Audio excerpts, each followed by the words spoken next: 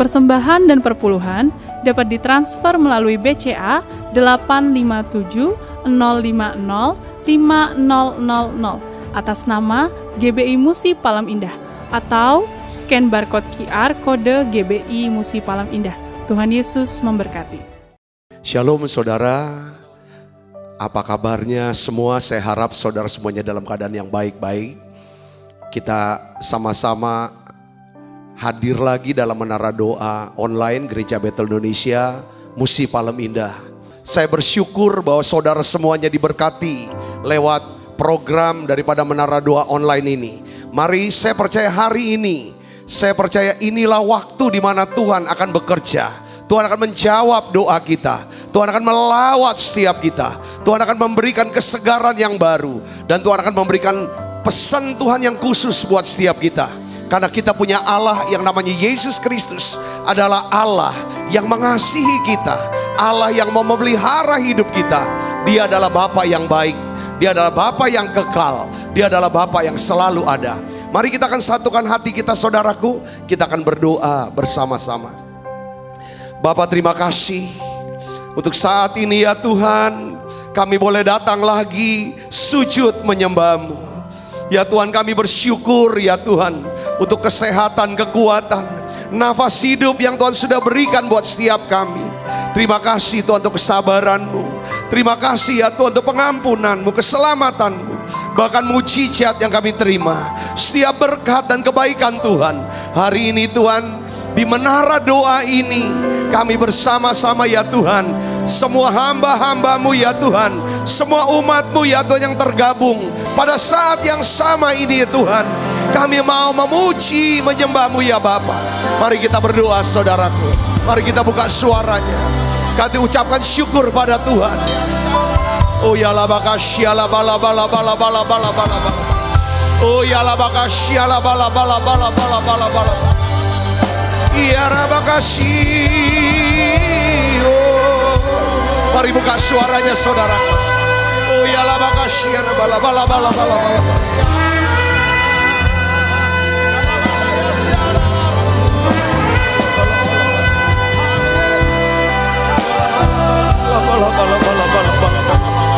Oh ya la bakasyala bala bala. Curahkan kuasa-Mu ya Tuhan. Oh ya la bakasyurakahan ya Tuhan. Roh-Mu ya Tuhan siap kami. Inilah ya Tuhan era daripada Pentakosta ketiga. Oh ya la bakasyala. Semuanya dipenuhi Roh Kudus.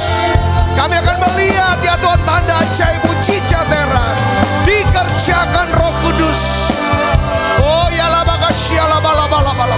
Penuaian jiwa, kesembuhan, terobosan. Oh ya la bala bala bala bala bala. Oh ya la bala bala bala bala. Oh ya la bala bala bala bala. Curahkanlah ya Tuhan. Oh ya la bala bala bala bala bala bala.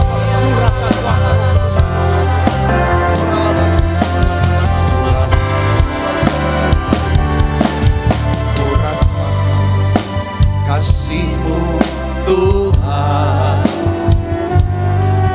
Ku rasakan kuasa-Mu Tuhan.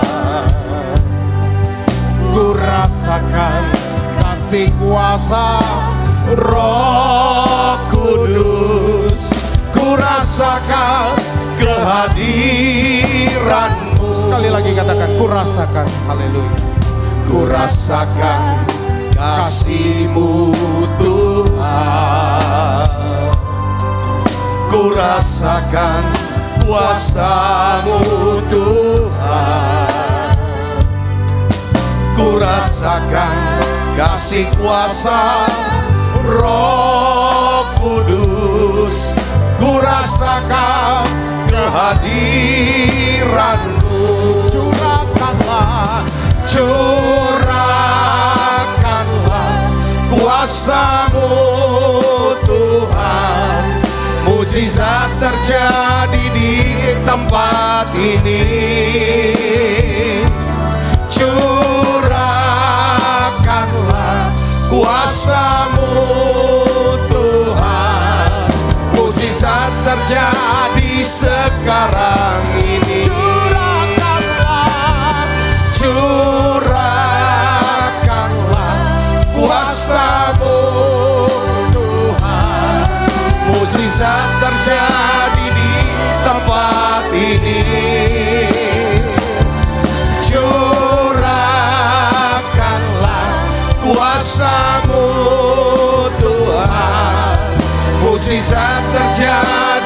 sekarang ini.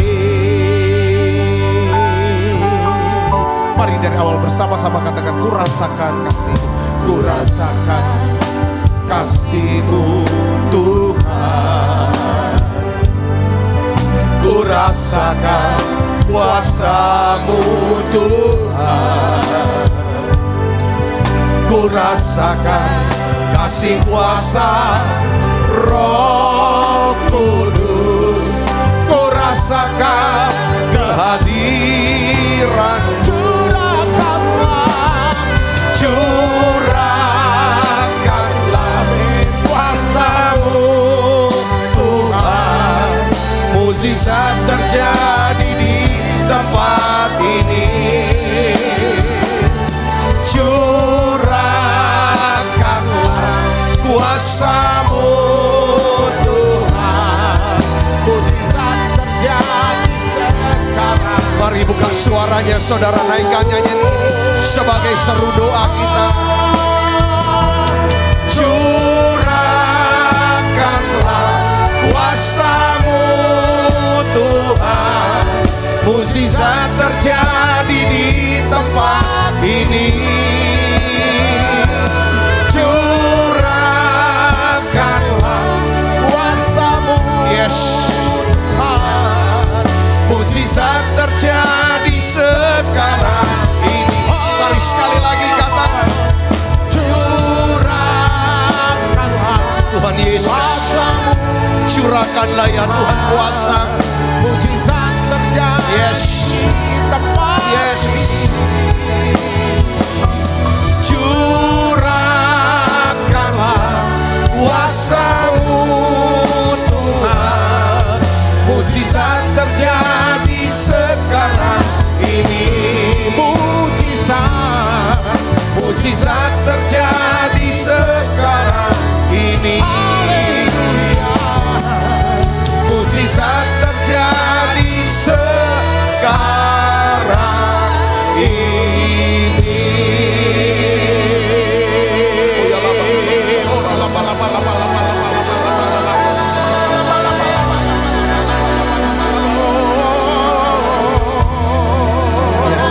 Sembah Dia saudara.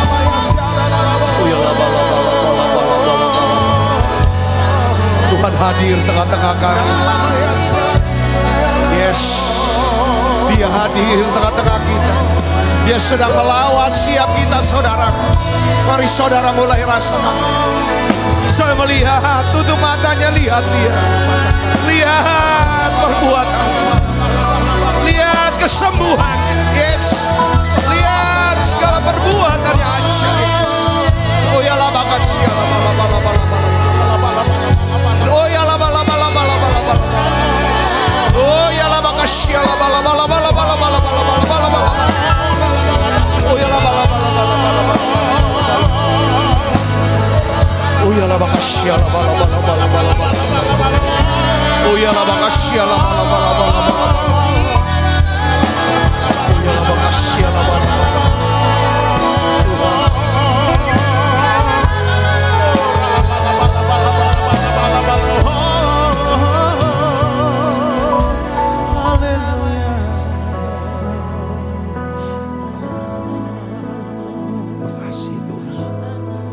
Engkau Bapa yang setia.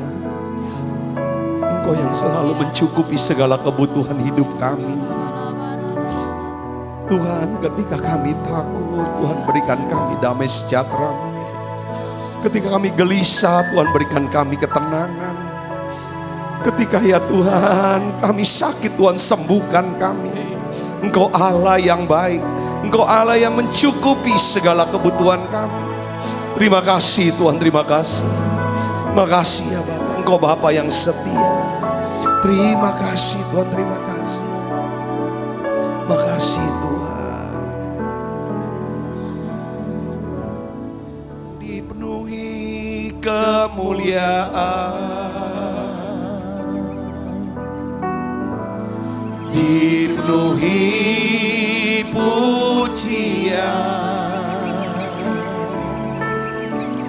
kami berikan padamu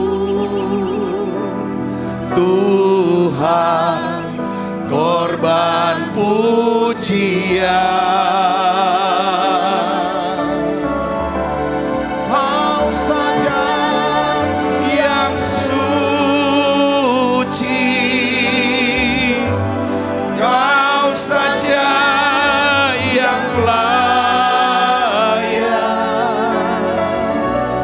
Kau layak terima glory,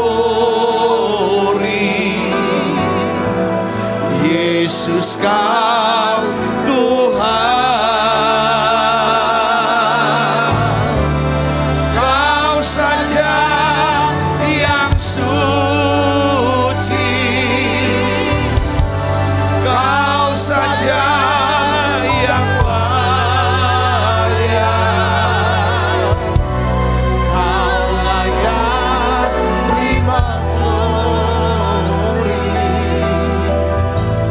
Yesus Kau Tuhan. Saya mau berdoa buat saudara. Saudara yang mengalami seperti satu stres, depresi yang begitu kuat. Tuhan mau suruh saya berdoa lagi untuk saudara. Saudara yang mengalami gangguan dalam tidur, pikiran yang gelisah dan kacau. Tuhan katakan jangan takut, tenanglah, ini aku, kata Tuhan. Mungkin karena penyakit, karena saudara sedang berjuang untuk penyakit corona yang membuat saudara sangat tertekan. Tuhan katakan Tuhan akan sembuhkan, tenang. Mungkin saudara bergumul karena keuangan, pekerjaan atau bisnis saudara, atau saudara mengalami masalah hubungan. Ini mengganggu kepada mental. Hari ini jiwa saudara, pikiran, perasaan. Hari ini Tuhan aku berdoa. Mari saudara, saya akan berdoa buat saudara. Roh Kudus, Engkau yang mendorong aku, mendorong kami berdoa untuk setiap orang, untuk setiap anak-anak-Mu yang hari ini ya Tuhan mengalami depresi, stres, kegelisahan yang begitu kuat. Aku berdoa ya Bapa dalam nama Yesus, bersama dengan semua hamba-Mu, setiap umat-Mu, saudara, kami berdoa untuk Engkau dalam nama Yesus. Tenanglah jiwamu, terima shalom dari Tuhan, terima damai sejahtera dari Tuhan. Tuhan akan sembuhkan sakit penyakitmu. Jangan takut, dalam nama Yesus saudara akan terima kesembuhan ini. Tuhan akan tuntun, Tuhan akan cukupi segala kebutuhan, Tuhan akan cukupi segala kewajibanmu. Tuhan hanya minta kau berharap, kau percaya, lakukan apa yang kau bisa lakukan. Sekarang Tuhan sedang membuka tingkap langit. Mari saudaraku, kobarkan roh doanya. Bangun mesbah kata Tuhan. Dalam nama Yesus. Saudara bisa berbahasa roh, saudara berbahasa roh. Dalam nama Yesus. Doa saudara, ikuti saya berdoa. Bapa, dalam nama Yesus, saya serahkan hidup saya.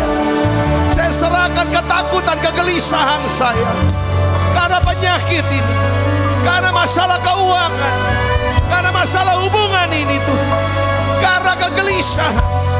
Aku berdoa Bapa dalam nama Yesus, biarlah Kau berikan pengurapan kasih yang melenyapkan setiap kegelisahan dan ketakutan kami.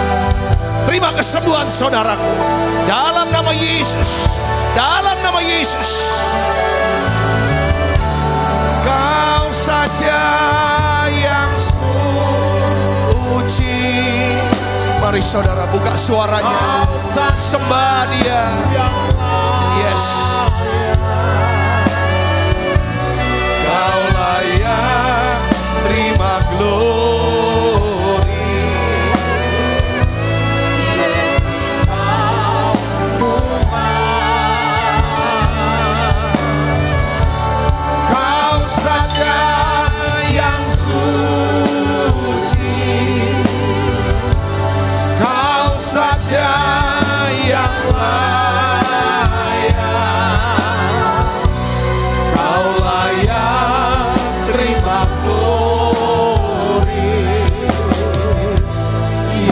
Yesus Kau Tuhan.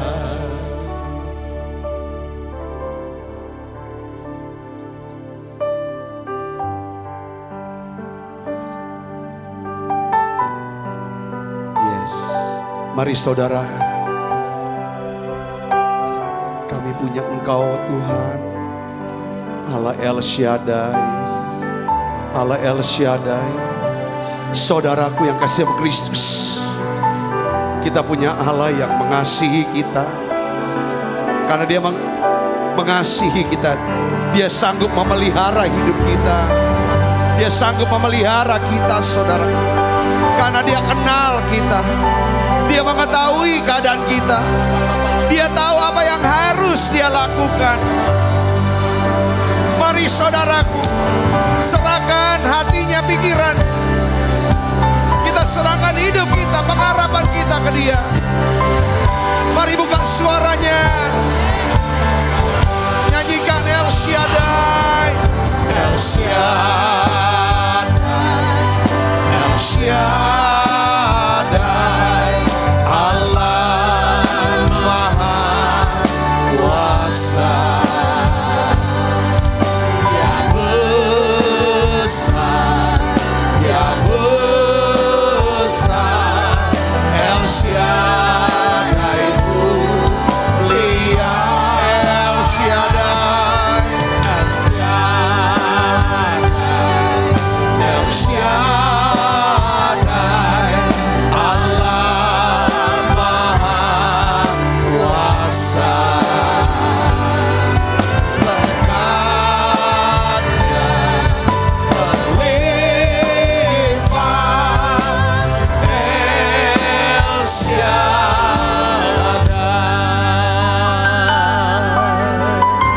Mari dari awal tak usah ku takut, tak usah ku takut. Allah menjagamu, tak usah ku bimbang. Yesus peliharamu, tak usah ku susah. Roh Kudus hiburmu, tak usah ku cemas. Dia memberkatiku. El Shaddai, El Shaddai, Allah Maha Kuasa. Yang besar, yang besar, El Shaddai mulia, El Shaddai,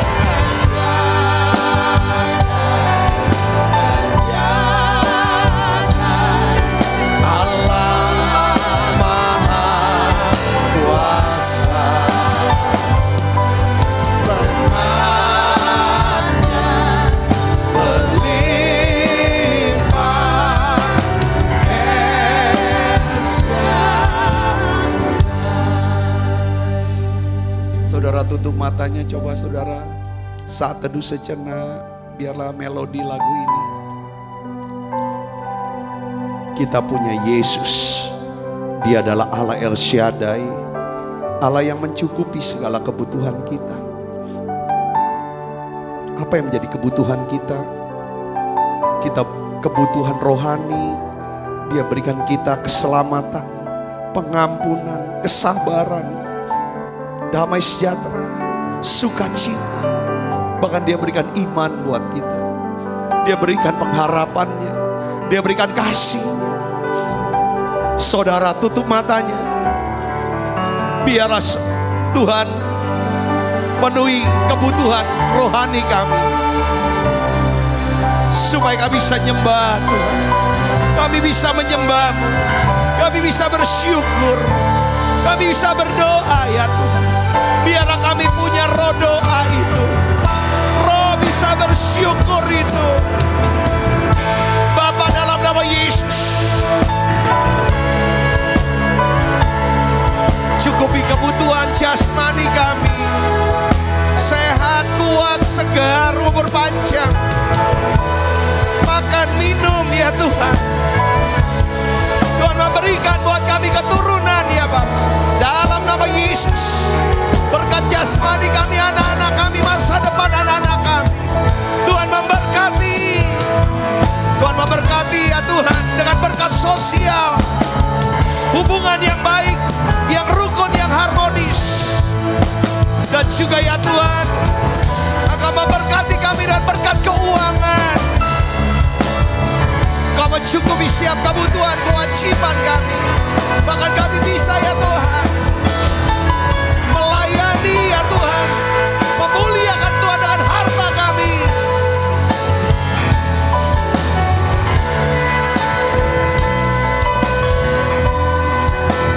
Aku percaya Tuhanku aja, Kau turun tangan memulihkanku. Aku percaya Tuhanku dahsyat, Kau turun tangan memberkatiku. Buka suaranya. Aku percaya Tuhanku dahsyat, Kau turun tangan memulihkanku.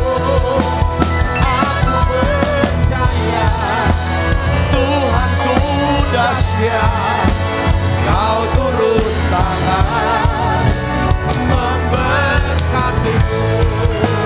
Kau turun tangan memberkatiku. Kau turun tangan menyambut aku.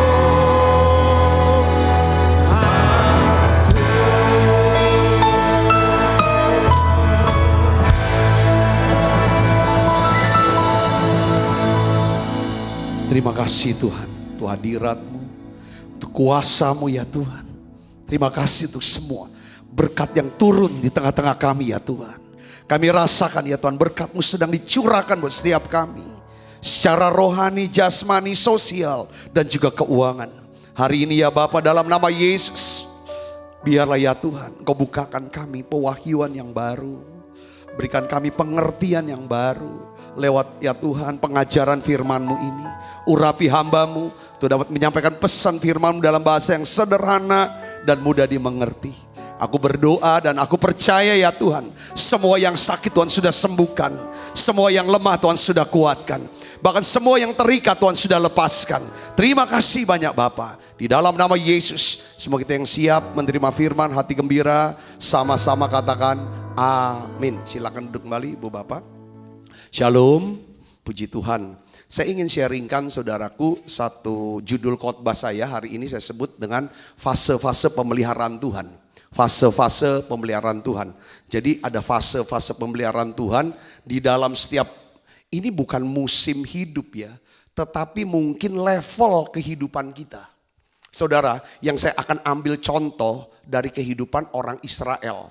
Dari Mesir, perbudakan, padang gurun sampai ke tanah perjanjian. Nah ini fase-fasenya dan kita akan lihat.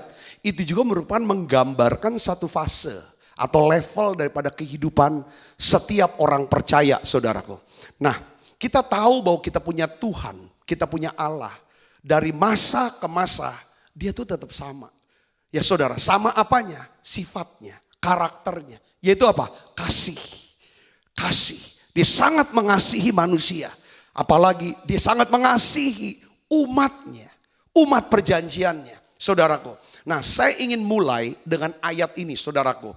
Ya ini kayaknya cocok ayat ini saudara untuk kita bisa mulai bukakan pengajaran ini. Dari Yohanes 6 ayat 5 sampai 6. Yohanes 6 ayat 5. Ini adalah kisah Yesus memberi makan 5.000 orang laki-laki, tidak termasuk perempuan dan anak. Kisah ini saudara itu ditulis hampir di 4 Injil. Kalau saudara cek ya, sudah ini 4 Injil. Sebenarnya Yesus memberi makan itu 2 kali ya, 5.000 dan 4.000 orang. Saudaraku Yesus ya. Nah, kita tahu saudara Injil Yohanes pun ikut nulis. Ya, coba kita akan baca sama-sama ayat 5 dan 6. 1, 2, 3. Ketika Yesus memandang sekelilingnya, baca yang keras, dan melihat bahwa orang banyak berbondong-bondong datang kepadanya, berkatalah ia kepada Filipus, di manakah kita akan membeli roti supaya mereka dapat makan? Ayat 6, baca yang keras. 1, 2, 3. Hal itu dikatakannya untuk mencobai dia, sebab ia tahu sendiri apa yang harus dilakukan. Lihat saudara sini ayat yang kelima. Yesus memandang sekelilingnya dan melihat. Memandang dan melihat. Kalau di dalam Matius 14 dan 14 dikatakan saudara, melihat orang banyak itu, tergeraklah hati Yesus oleh belas kasihan. Dia sembuhkan yang sakit, dia beri makan. Saudaraku, ini lihat Tuhan. Melihat orang banyak, saudaraku, tergerak hatinya oleh belas kasihan, yang sakit disembuhkan, yang lapar dibikin kenyang. Ini Tuhan kita, hal yang baik. Tetapi sebelum Yesus memberi makan orang banyak, Yesus berkata kepada Filipus, dia bilang begini saudara, di manakah kita akan membeli roti supaya mereka dapat makan? Saudaraku, lalu pada waktu Yesus bertanya seperti ini, ya pasti murid-muridnya menjelaskan tentang apa saudara?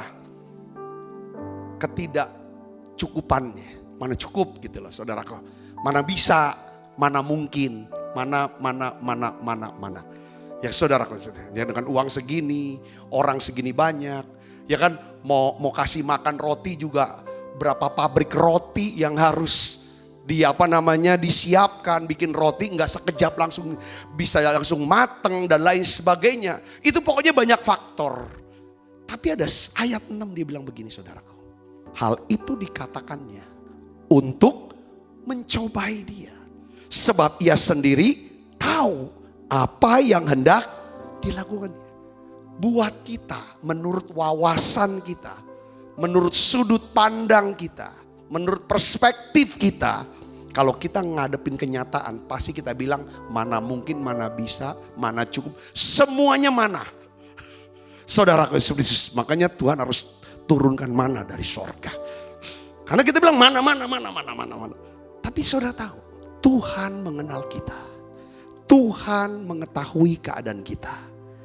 Tuhan pun tahu apa yang hendak dia lakukan untuk kita. Katakan amin. Ini kuncinya. Ayat 6, dia tahu apa yang harus dilakukan. Sepanjang saudara dan saya dekat sama Tuhan, bisa bergaul dengan Tuhan, bisa bersekutu dengan Tuhan, perhatikan. Percaya sama dia. Dia kenal kita, dia mengetahui keadaan kita, dan dia tahu apa yang harus dilakukannya.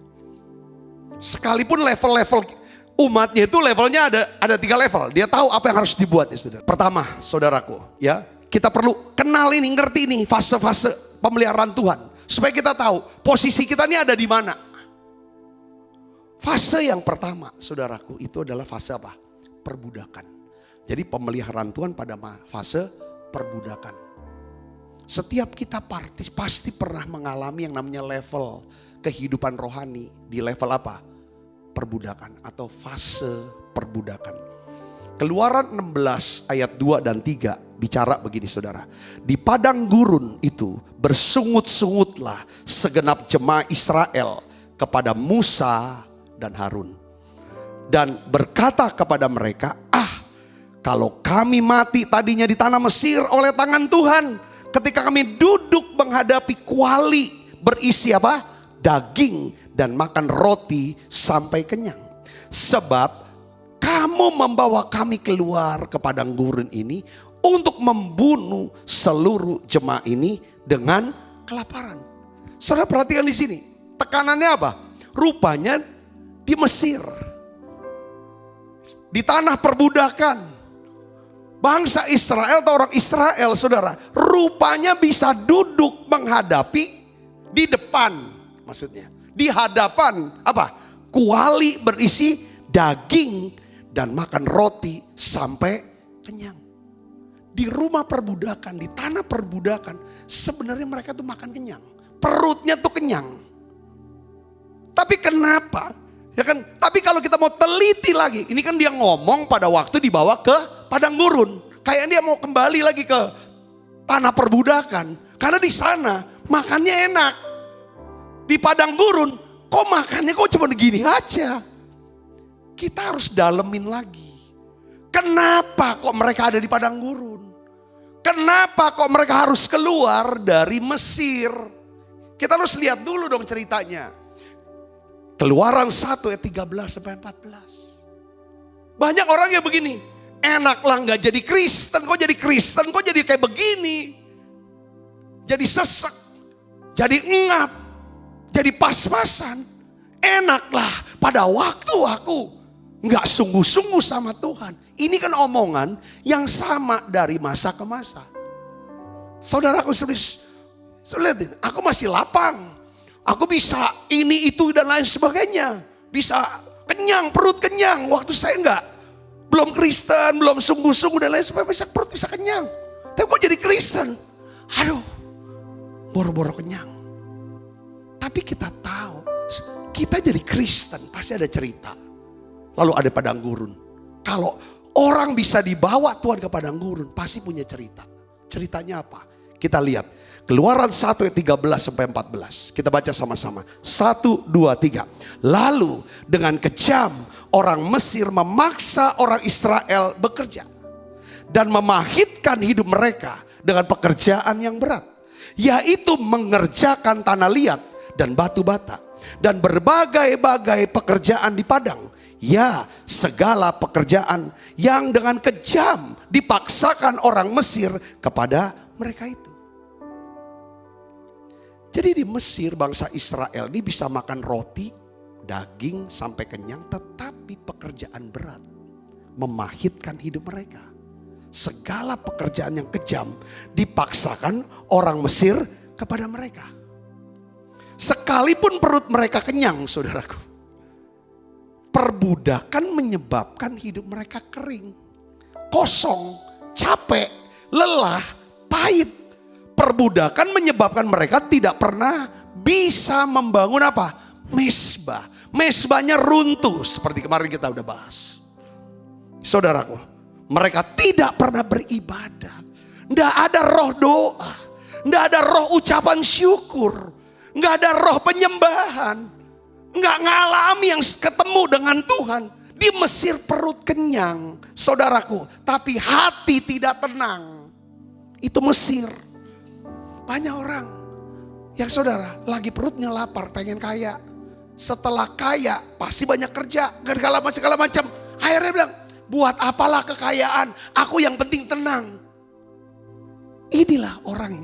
Jadi saya mau kasih tahu saudaraku Kristus. Hari ini Mesir itu lambang dunia, Firaun itu lambang penguasa dunia atau iblis ya. Saudaraku, saya mau nanya sama saudara begini, coba dicek. Kita ini ada di fase mana?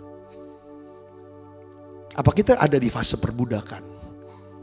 Apakah kesibukan kita, pergumulan kita, kesibukan itu bicara tentang bukan cuma tenaga ya. Kesibukan itu lebih banyak di sini. Yang kita pikirin terus. Ya, itu menguras bagian terdalam dari hidup kita. Sehingga kita jadi kering, kita kosong, kita capek, kita lelah, kita seperti orang Israel. Duit sih dapat, perut sih kenyang. Tapi yang di dalam ini kering. Karena kesibukan dan pergumulan hidup kita. Ini kita dalam perbudakan ini. Kapan kita dalam perbudakan?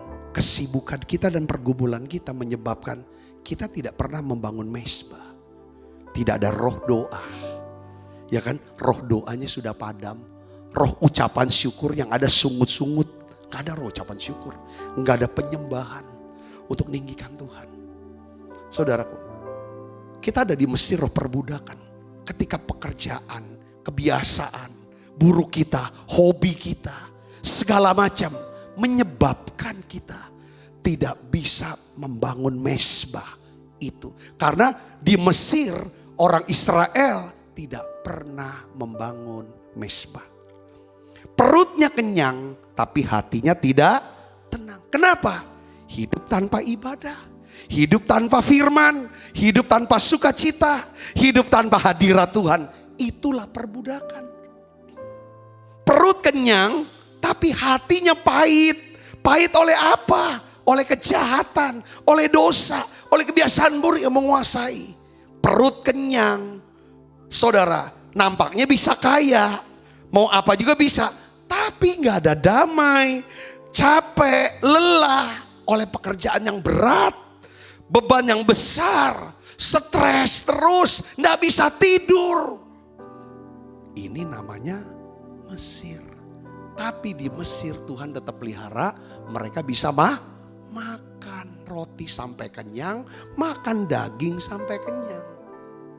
Itu namanya fase perbudakan.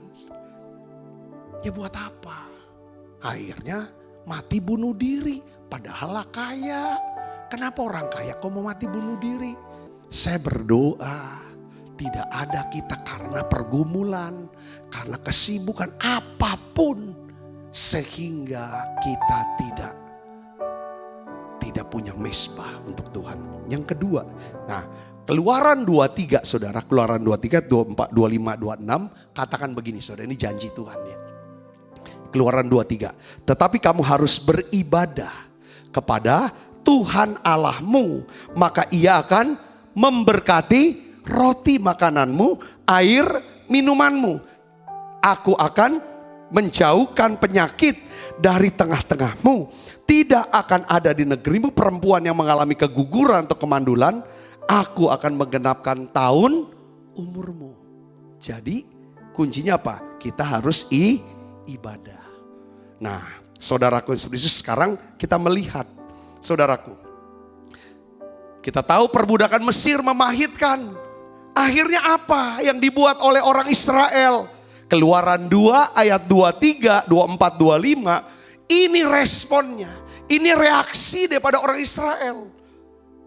Karena perbudakan membuat dia capek, lelah, kosong, pahit. Kayaknya gak bisa buat, emang perutnya kenyang, tapi hati gak tenang. Akhirnya mereka berseru kepada Tuhan. Kita baca ayatnya saudaraku. Keluaran 2 ayat 23. 1, 2, 3. Lalu sesudah itu matilah Raja Mesir. Tetapi orang Israel masih mengeluh karena perbudakan. Ngeluh dia perbudakan. Jadi dia mau lepas dari perbudakan ini. Gak mau lagi hidup seperti ini. Itu kebutuhan mereka. Terus mereka berseru-seru. Ketika di sini ada kebutuhan, maka keluarlah doa. Doa itu, saudara, sebenarnya kita bisa berdoa karena kita punya kebutuhan yang mendorong seorang berdoa. Dia didesak oleh adanya apa? Kebutuhan.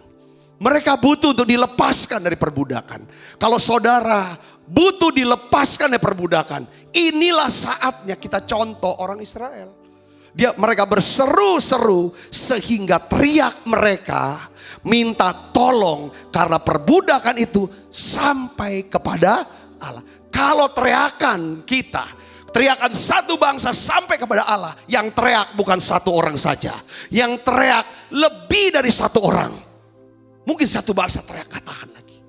Saudara, apa respon Tuhan? Kita lihat ayat 24. Kita baca sama-sama. Allah mendengar mereka mengerang.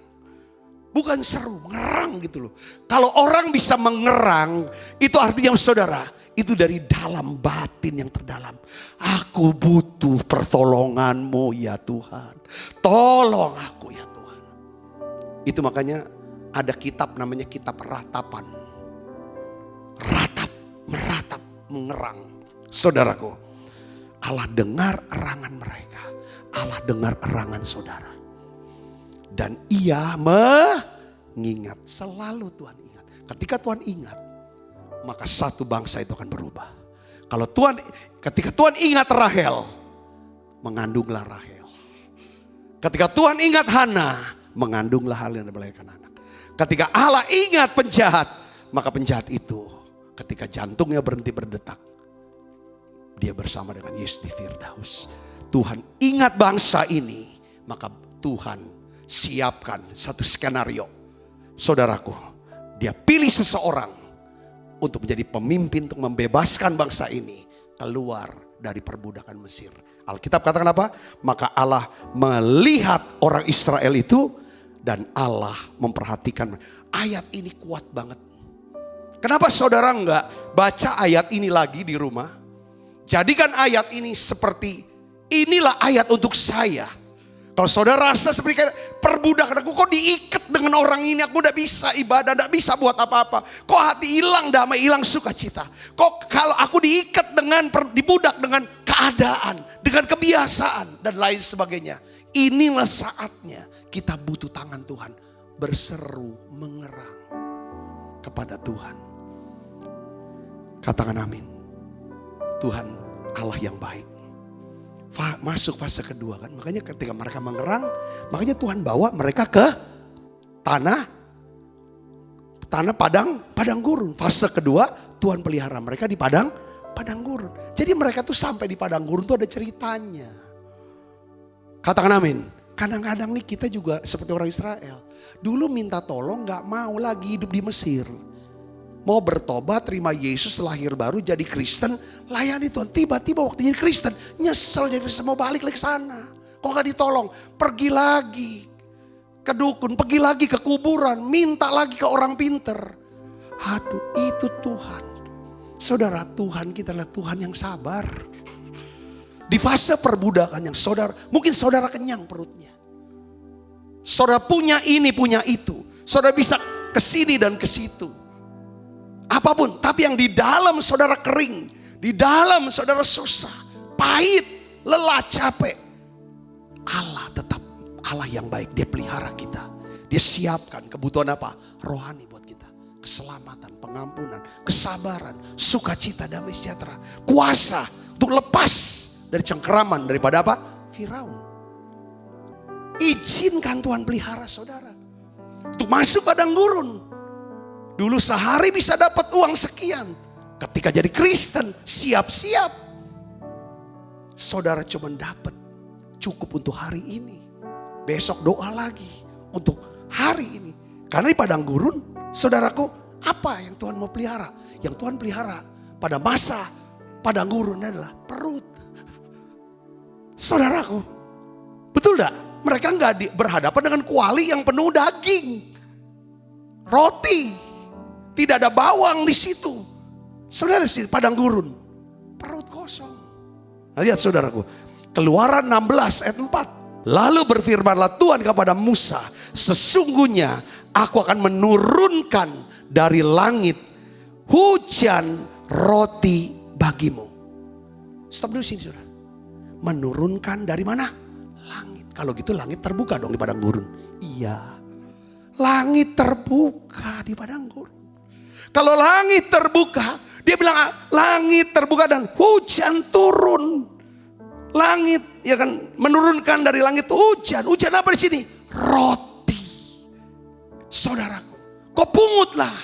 Dia bilang, maka bangsa itu akan keluar memungut tiap-tiap hari sebanyak yang perlu untuk sehari, supaya mereka kucoba apakah mereka hidup menurut hukumku atau tidak. Poinnya adalah apa? Di padang gurun, tuh kalau Tuhan bisa bawa seseorang atau umatnya ke padang gurun, itu pasti Tuhan pelihara mereka. Mereka tidak bisa makan, tidak bisa bekerja karena nggak ada yang bisa dihasilkan di padang gurun. Mereka hidup dari pemeliharaan Tuhan yang sempurna. Jadi pemeliharaan Tuhan di padang gurun adalah kebutuhan sehari hanya cukup untuk sehari. Wow. Tetapi di padang gurun surga terbuka. Hadirat Allah berlimpah. Hikmat Allah berlimpah. Di padang gurun adalah tempat apa? Pembelajaran. Proses hidup untuk percaya. Menggantung harap sama Tuhan. Dan apa? merendahkan diri kita supaya kita nggak bergantung dengan kekuatan kita. Makanya dalam Ulangan 8 ayat 2 katakan begini saudara. Ingatlah kepada seluruh perjalanan yang kau lakukan atas kehendak Allah di padang gurun. Jadi Tuhan yang bawa ke padang gurun. Ya, selama 40 tahun. Dengan maksud untuk merendahkan hatimu. Mencobai engkau untuk mengetahui apa yang ada dalam hatimu. Yakni apakah engkau berpegang pada perintah atau tidak. Lalu dilanjutkan ayat yang ketiga. Bersama padang gurun persiapan untuk bisa hidup di tanah perjanjian. Katakan amin saudara. Orang yang hidup di tanah perjanjian adalah orang yang hidup berdasarkan firman Tuhan. Hidup berdasarkan apa yang dikatakan Tuhan buat dia. Jadi orang ini hidup di dalam apa? Hidup di alam supranatural. Tanah perjanjian saudara. Hidup dengan janji Tuhan. Tapi prosesnya adalah Tuhan bersihkan dulu kedagingan kita. Tuhan proses dulu hati kita. Rendah hati, murah hati, baik hati, besar hati, hati-hati. Proses hatinya saudaraku. Lihat di sini. Jadi ia merendahkan hatimu, membiarkan engkau lapar, memberi engkau makan mana yang tidak kau kenal, yang juga tidak dikenal oleh nenek moyangmu, untuk membuat engkau mengerti. Ngertinya itu apa? Ini loh. Jadi padang gurun supaya kita ngerti Tuhan, kenal Tuhan, kenal bahwa hidupnya apa saudara? Bahwa manusia, baca keras 1, 2, 3. Manusia hidup bukan dari roti saja, tetapi manusia hidup dari segala yang diucapkan Tuhan. Jadi tujuan padang gurun adalah untuk merendahkan kita supaya kita bisa bergantung hanya kepada Tuhan. Saudara, saya dapetin kata-kata ini bagus sekali dari seorang hamba Tuhan. Dia bilang begini, Holy Spirit, Roh Kudus membawa kita masuk ke padang gurun. Roh Kudus membawa kita masuk. Holy Spirit yang masuk. Itu ke atas kehendak Tuhan katanya. Ya, kita juga baca di dalam ya kan Lukas 4 ayat 1, Yesus yang penuh dengan Roh Kudus kembali dari Sungai Yordan lalu dibawa oleh Roh Kudus ke padang gurun. Dia bilang, Holy Spirit membawa kita masuk ke padang gurun, tetapi terang firman Tuhanlah, Holy Scripture, yang membawa kita keluar padang gurun dengan kemenangan yang gilang gemilang. Katakan amin. Saudara bisa dipenuhi Roh Kudus. Ya kan saudaraku, waktu saudara padang gurun, penuh Roh Kudus itu gak cukup.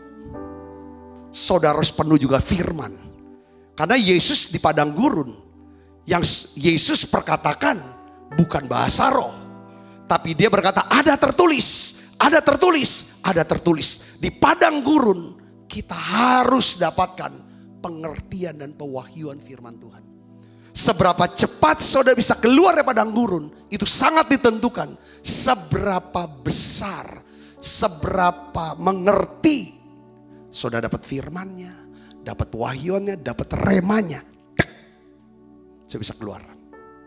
Jadi sekalipun kita dipenuhi Roh Kudus, namun ada kalanya Tuhan mengizinkan kita masuk ke padang gurun. Nah, di padang gurun ini saya catat begini saudara. Kita disembunyikan Tuhan untuk sementara waktu lamanya. Musa disembunyikan Tuhan selama 40 tahun sebelum Musa tampil sebagai pemimpin untuk membebaskan bangsa Israel keluar dari Mesir. Yunus harus disembunyikan di 3 hari di perut ikan. Daud harus disembunyikan. Ya kan saudaraku. Ya kan di padang dia harus dikejar-kejar sama Saul. Saudaraku, semua bahkan Yesus sendiri disembunyikan. Saudaraku, di perut bumi untuk bangkit. Dia jadi Tuhan di atas segala Tuhan. Raja di atas segala raja. Saudaraku Yesus Kristus. Jadi rupanya padang gurun ini, di padang gurun adalah tempat bangsa Israel padang gurun, dia bisa berjumpa dengan Tuhan. Mengalami perjumpaan dengan Tuhan. Kita perlu disembunyikan. Di padang gurun kita tidak bisa bersandar pada perasaan akan hadirat Allah. Kadang-kadang di padang gurun kita rasa kok mana ya Tuhan? Kok kering rasanya? Tetapi kita harus bersandar kepada apa? Janji Tuhan. Di padang gurun Tuhan mengajarkan kita sebagai manusia yang hidup bukan cuma dari apa? Roti. Tetapi dari segala yang diucapkan Tuhan buat kita. Katakan amin. Apakah saudara sedang masuk padang gurun sekarang? Kayaknya hari ini hanya untuk sehari ini. Saya percaya, tetap percaya. Kalau saudara sudah bisa belajar, padang gurun itu adalah tempat belajar untuk kita bisa masuk tanah perjanjian. Tanah perjanjian itu bicara tentang apa? Kita lihat bagaimana cara Tuhan. Kalau di padang gurun, Tuhan pelihara dengan cara apa? Dia kasih mana untuk makan tiap hari. Tapi lihat saudara, kalau di tanah perjanjian, Alkitab katakan gini, dalam Yosua 5, saudara, ayat 12. Langsung ayat 12, saya ajak baca saudara. Lalu berhentilah mana itu pada keesokan harinya setelah mereka makan hasil negeri itu. Jadi orang Israel tidak beroleh mana lagi, tetapi dalam tahun itu mereka makan yang dihasilkan tanah Kanaan. Di Mesir orang Israel makan apa saudara? Makan roti, makan daging, ada bawang, daun bawang, bawang putih. Itulah makanan di tanah perbudakan. Saudara, di padang gurun mereka makan mana? Roti yang turun dari surga. Itulah makanan yang disediakan Tuhan di padang gurun. Tetapi waktu mereka menyeberang ke tanah perjanjian, roti mana itu berhenti. Di tanah perjanjian mereka makan sesuatu yang dihasilkan dari menabur benih di tanah yang telah mereka garap. Itulah makanan di tanah perjanjian. Yesaya 1 ayat 19. Mari kita akan baca sama-sama. 1, 2, 3. Jika kamu menurut dan mau mendengar, maka kamu akan memakan hasil terbaik dari negeri itu. Jadi gini saudara, kehidupan tanah perjanjian itu apa sih? Bukan berarti sekedar doa dijawab, hidup lapang dan lain sebagainya. Hidup di tanah perjanjian adalah hidup di mana kita tuh udah terbiasa, saudara, mempercayakan hidup kita kepada Tuhan. Maksudnya begini, di tanah perjanjian kita belajar betapa pentingnya membajak tanah hati. Tiap hari tanah hati kita harus dibajak. Supaya tanah hati kita ini jadi apa? Lemah lembut dan rendah hati. Di tanah perjanjian kita makan hasil dari apa yang kita tabur. Yang kita tabur itu apa saudara? Benih firman Tuhan. Benih firman Tuhan yang kita tabur itu apa saudaraku? Kita dengarkan firman, kita lakukan firman, disitulah kita akan makan. Disitulah kita akan hidup. Padang gurun bicara apa? Belajar untuk percaya sama Tuhan. Belajar percaya apa yang Tuhan katakan. Di situ saya mulai melihat, ya kan saudara, satu hari, berkat satu hari cukup untuk satu hari. Besok saya melihat lagi ada berkat lagi. Itulah terus satu hari. Berkat apa? Berkat rohani, pewahyuan firman untuk saya bisa khotbah tiap hari datang. Berkat apa lagi? Jasmani, diberikan sehat terus. Berkat apa lagi? Berkat sosial, satu-satu jiwa-jiwa ditambahkan di dalam pelayanan kita. Satu. Berkat keuangan, ketika kita mau beli tanah, cukup. Mau bangun gereja, cukup. Mau kasih makan orang miskin, cukup. Terus, ini masa tanah perjanjian. Lalu Tuhan mulai kembangkan terus sayapnya. Masuk apa? Itu padang gurun. Lalu kami masuk tanah perjanjian. Di tanah perjanjian adalah kapan kami masuk tanah perjanjian? Saya ngerasa tanah perjanjian kami adalah pada masa pandemi. Pandemi ini adalah fase tanah perjanjian buat kami. Kenapa kok bilang seperti itu? Ya kami hidup hanya berdasarkan apa kata Tuhan. Di awal pandemi pemerintah bilang lockdown, gereja harus tutup. Gimana ini? Tapi kami tabur firman. Tabur firman artinya apa? Dengarkan firman, lakukan firman. Baca firman, dengarkan firman, lakukan firman. Tuhan berfirman, kasih firman rema buat kami. Bikin menara doa. Setiap hari kamu temenin orang-orang yang sedang berjuang melawan corona. Pada waktu kami dengarkan, lakukan. Ya kan, jika kamu menurut dan mau mendengar, maka kamu makan hasil yang baik. Hasil yang baik. Saya melihat bagaimana jiwa-jiwa banyak yang disembuhkan. Jiwa-jiwa bisa kembali dan dekat sama Tuhan. Mereka bisa kenal firman Tuhan. Mereka bisa kenal siapa Yesus sebenarnya. Saudara semuanya setia hadir di menara doa ini. Inilah kami merasa ini fase tanah perjanjian buat kami. Walaupun gereja kita sudah bangun dengan kapasitas. Kalau overflow bisa 5.000 tempat duduk gereja ini saudaraku. 5.000. Main hall-nya bisa 3.400 tempat duduk. Kami tidak bisa pakai itu. Waktu saya lihat kosong gak bisa dipakai. Tuhan bilang, lewat menara doa ini, lebih banyak orang yang mendengar firman Tuhan.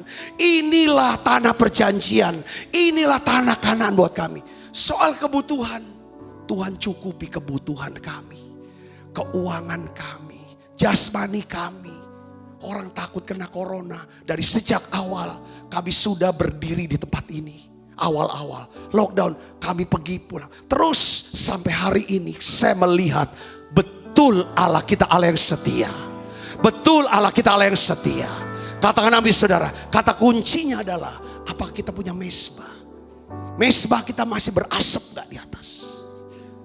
Saudara, apakah kita masih terus menabur benih? Apakah kita masih punya pedang yang kita perkatakan firman Tuhan ini?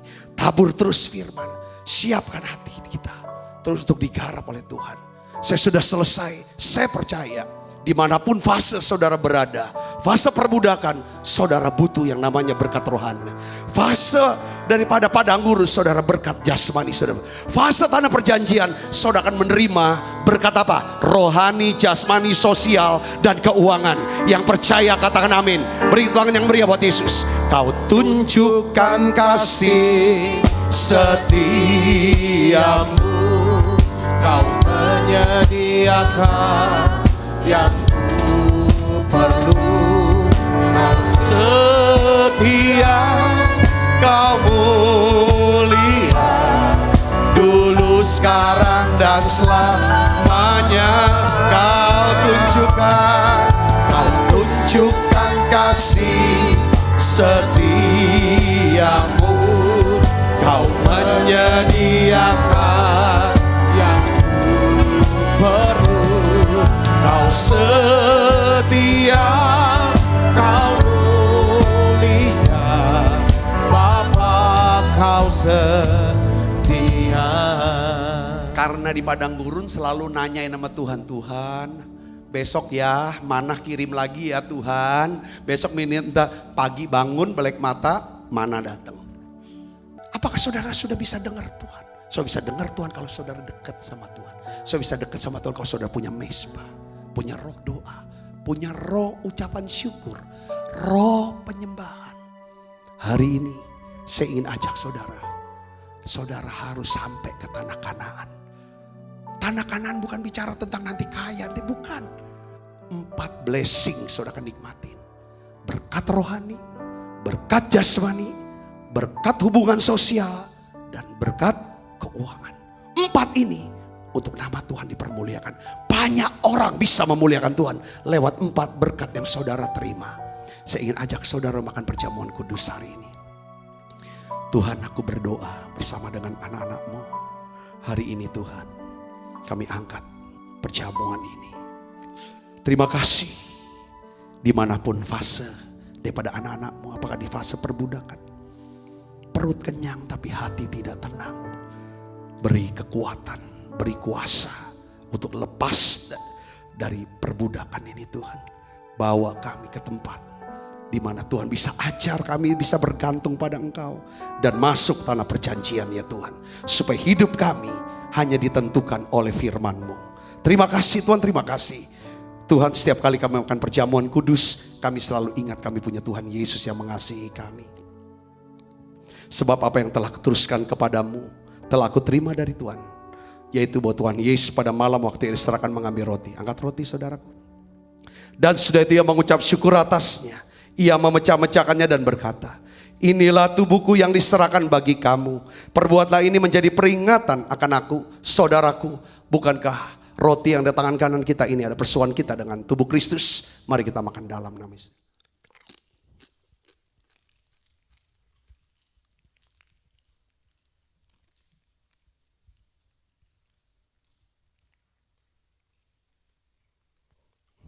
Angkat cawan di tangan kanan kita tinggi di hadapan Tuhan, saudaraku. Demikian juga yang mengambil cawan sudah makan lalu berkata, cawan ini ada perjanjian baru dimeteraikan oleh darahku. Perbuatlah ini setiap kali kamu meminumnya menjadi peringatan akan aku, saudaraku. Bukankah cawan perjanjian ini atasnya kita ucapkan syukur, ada persoalan kita dengan darah Kristus. Mari kita minum dalam nama. Terima kasih Tuhan Yesus. Terima kasih untuk kasih-Mu. Terima kasih untuk pemeliharaan-Mu dalam hidup kami. Mari naikkan nyanyi bersama-sama, katakan terima kasih. Terima kasih Yesusku, buat anugerah yang Kau beri. Sebab hari ini Tuhan adakan syukur bagimu. Buka kedua tangannya, saudaraku. Terima kasih Yesusku, buat anugerah yang Kau beri. Sebab hari ini Tuhan adakan syukur bagimu.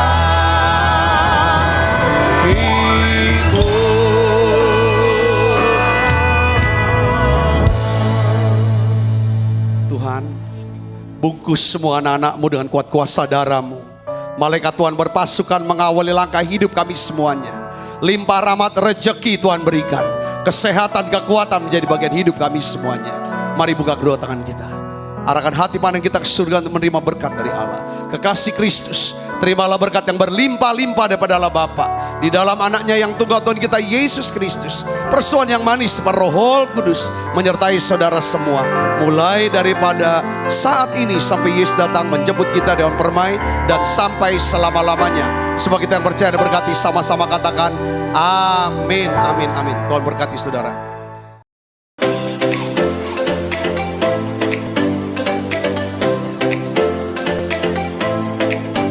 Setiap anak berharga di mata Tuhan dengan talenta dan kecerdasannya masing-masing. Sekolah Bethesda menciptakan lingkungan pendidikan yang menyenangkan untuk mengembangkan kecerdasan majemuk setiap anak dengan pendidikan berdasarkan Kristus dan Alkitab. Kegiatan belajar melalui bermain. Berfokus pada anak, bukan pada target kurikulum. Fasilitas dan prasarana yang mendukung.